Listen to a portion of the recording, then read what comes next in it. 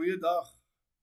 Môre, goeie Vrydag om 9 uur, het ons 'n diens waar ons in Fighartkruin gemeente op 'n manier die Heilige Week afsluit. Die Heilige Week is die week voor Paasondag waar ons by Jesus se lydingswerk stil staan. En een van die plekke waar ons gereeld stil staan en wat ons gereeld aan dink is daai oomblik toe Jesus met spykers deur sy hande en sy voete aan die kruis vasgespyker is, om nie van die kruis af te val nie en om daar te bly.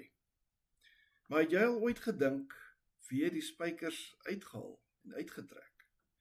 As jy al ooit 'n palet of ander houtgoed uitmekaar moes haal met spykers, sal jy weet, 'n groot spyker wat diep ingekap is om 'n mens se lyf te hou, gaan jy nie sommer net so uithaal nie.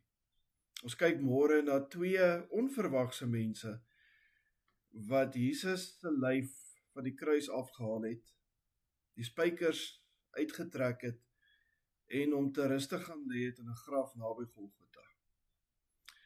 Kom deel môre saam met ons in die kruisgebeure en kom vind meer uit oor hierdie onverwagse persone wat uiteindelik die spykers uitgetrek het wat hierdie soldate in Jesus se hande en se voete ingekap is.